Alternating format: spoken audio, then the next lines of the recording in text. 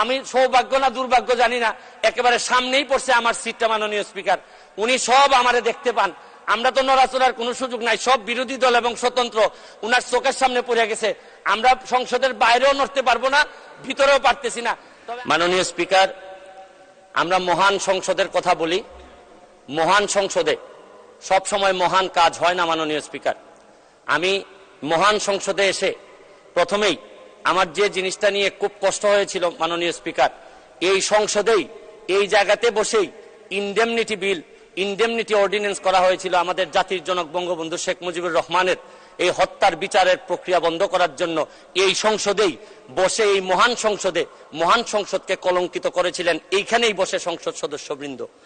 আমি একটা জিনিস পরিষ্কার করতে চাই মাননীয় স্পিকার, আমরা যারা স্বতন্ত্র নির্বাচিত হয়েছি, আমাদেরকে অনেকেই জিজ্ঞেস করেন যে আমাদের অবস্থানটা কি। আমি এই মহান সংসদে পরিষ্কার করতে চাই মাননীয় স্পিকার, যে আমরা হচ্ছে গিয়ে বিরোধিতা করব সরকারের। আমি ব্যক্তিগতভাবে বলতে পারি বিরোধিতা হবে সরকারের, কিন্তু একটা বিষয়ে আমরা এক অভিন্ন, মুক্তিযুদ্ধের সপক্ষ এবং বঙ্গবন্ধু শেখ মুজিবুর রহমানের ব্যাপারে আমরা এক অভিন্ন। এই ব্যাপারে আমাদেরকে আলাদা করে দেখার কোনো সুযোগ নাই মাননীয় স্পিকার। মাননীয় স্পিকার, আমি আমার এলাকা, প্রথমে আমার এলাকা দিয়ে শুরু করতে চাই মাননীয় স্পিকার, হবিগঞ্জের চুনারুঘাট মাধবপুর। আমি দুঃখের সাথে বলতে চাই মাননীয় স্পিকার, বাংলাদেশের বিভিন্ন জায়গায় বঙ্গবন্ধুর নামে বিভিন্নভাবে স্থাপনা তৈরি হয়েছে, বড় বড় স্থাপনা, কিন্তু আমার এলাকায় এত দীর্ঘদিন যাবত আওয়ামী লীগ ক্ষমতায় থাকার পরেও এখন পর্যন্ত বঙ্গবন্ধু বা তার পরিবারের নামে একটা বড় স্থাপনাও তৈরি করা হয় নাই মাননীয় স্পিকার। আমি নিজে অল্প অল্প কয়েকটি ব্রিজ নিজের টাকা দিয়ে জননেত্রী শেখ হাসিনা এবং বঙ্গবন্ধুর নামে কয়েকটি ব্রিজ তৈরি করেছি, এবং আমার এলাকার যারা কৃতি সন্তান ছিলেন তাদের নামে ব্রিজ তৈরি করেছি। আমাকে অনেকে বলেছেন যে আপনি টাকা পান কোথায়। আমার এলাকায় আমি বলছি যে আমি টাকা পাই কোথায় এটা জিজ্ঞেস করার আগে মাননীয় প্রধানমন্ত্রীকে জিজ্ঞেস করেন যে উনি বাংলাদেশের উন্নয়নের জন্য এত টাকা পান কোথায়। ইতিহাসের যে উন্নয়ন উনি করেছেন, এইটা তো আগে বাংলাদেশের ইতিহাসে কখনো হয়নি। আমি একটা জিনিস বিশ্বাস করি, আপনার হৃদয়ে যদি দেশপ্রেম থাকে এবং আপনার রক্তের মধ্যে যদি বাংলাদেশের জন্য কিছু করার ইচ্ছা থাকে, তাহলে টাকা কোনো সমস্যা হয় না মাননীয় স্পিকার। এটা প্রমাণ করেছেন আমাদের জননেত্রী শেখ হাসিনা, এটা প্রমাণ করেছেন যে চাইলেই এই দেশকে বহুদূর নিয়ে যাওয়া সম্ভব মাননীয় স্পিকার। মাননীয় স্পিকার, মাননীয় প্রধানমন্ত্রীর সাথে যখন আমার দেখা হয়, উনি আমাকে বলেছিলেন, হেসে হেসে বলেছিলেন, তুমি তো ফেসবুকে মধ্য দিয়ে তুমি এমপি হয়ে গিয়েছো। আমি একটা জিনিস পরিষ্কার করতে চাই আজকে মাননীয় স্পিকার, যে আমি ফেসবুককে ব্যবহার করে হয়েছি, কিন্তু একটা জিনিস, বাংলাদেশটাকে যিনি ডিজিটাল বাংলাদেশে রূপান্তরিত করেছেন, আর এইটার প্রোডাক্ট হচ্ছে গিয়ে আপনার ফেসবুক।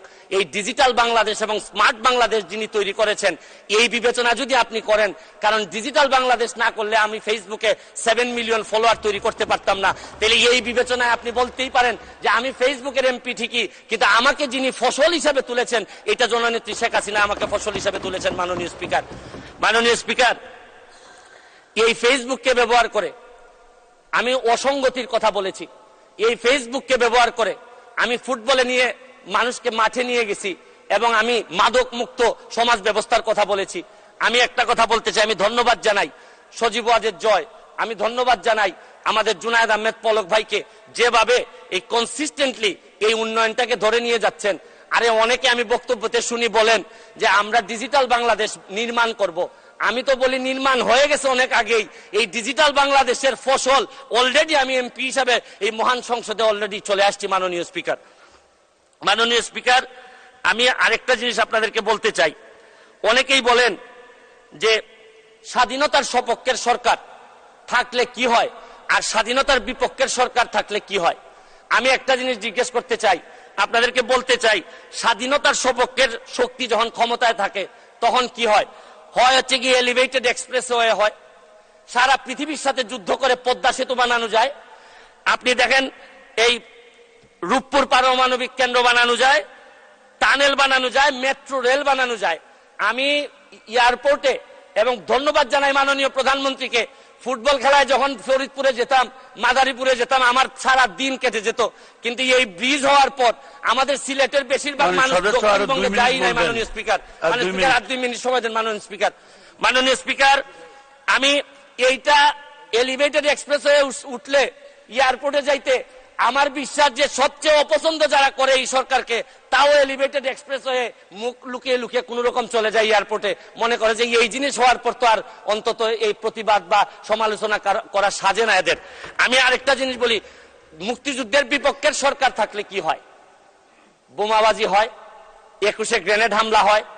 আমি আরেকটা জিনিস আপনাদেরকে বলতে চাই মাননীয় স্পিকার, আমি আন্তর্জাতিক অপরাধ ট্রাইব্যুনালের সর্বকনিষ্ঠ প্রসিকিউটর হিসাবে আমি আগেই যখন আমাকে সিট বরাদ্দ দেওয়া হয়, আমি আগেই জিজ্ঞেস করে নিছি যে আমার সিটে কি যাদের বিচারের সাথে আমি ছিলাম, এই যে আন্তর্জাতিক অপরাধ ট্রাইব্যুনালে যাদের বিচারের সাথে ছিলাম, এই সিটগুলা কি তাদের ছিল কিনা। আমি নিশ্চিত হয়েছি যে এই সিটগুলাতে ওনারা ছিলেন না, কারণ আমি বিশ্বাস করি আন্তর্জাতিক অপরাধ ট্রাইব্যুনালের প্রসিকিউটর হিসাবে আমি কোনো যুদ্ধাপরাধীদের সিটে বসতে পারি না মাননীয় স্পিকার। আমি আরেকটা জিনিস, আপনি হয়তো আর সময় নাই মাননীয় স্পিকার, আমি আরেকটা জিনিস বলতে চাই মাননীয় স্পিকার, এত সফলতার মধ্যেও আমাদের কিছু সমস্যা আছে মাননীয় স্পিকার। দ্রব্যমূল্যের অবস্থা খুবই খারাপ মাননীয় স্পিকার। মাননীয় স্পিকার, আমাদের ব্যাংকগুলোর অবস্থা খারাপ মাননীয় স্পিকার। আমরা টাকা পাচার কোনোভাবে রোধ করতে পারতেছি না মাননীয় স্পিকার। আমি আজকের প্রথম দিনে আপনাদেরকে বিরক্ত করতে চাই না, এইসব নিয়ে আমি ভবিষ্যতে কথা বলবো। তবে একটা কথা মাননীয় স্পিকার বলে শেষ করতে চাই, মাননীয় প্রধানমন্ত্রীর, আমি সৌভাগ্য না দুর্ভাগ্য জানি না, একেবারে সামনেই পড়ছে আমার সিটটা মাননীয় স্পিকার। উনি সব আমারে দেখতে পান, আমরা তো নড়াচড়ার কোনো সুযোগ নাই, সব বিরোধী দল এবং স্বতন্ত্র উনার চোখের সামনে পড়ে গেছে। আমরা সংসদের বাইরেও নড়তে পারবো না, ভিতরেও পারতেছি না। তবে আমি ভয় পাই মাননীয় প্রধানমন্ত্রীর পিছনে যারা বসছেন তারা তো সকল ক্ষমতার উৎস, তাদের মাননীয় প্রধানমন্ত্রী সবসময় হয়তো চোখে দেখতে পারেন না। তবে আমার বিশ্বাস মাননীয় প্রধানমন্ত্রী আমাদেরকে যেভাবে দেখবেন, পিছনে যারা আছে এদেরকে যদি একটু চেক করেন তাহলে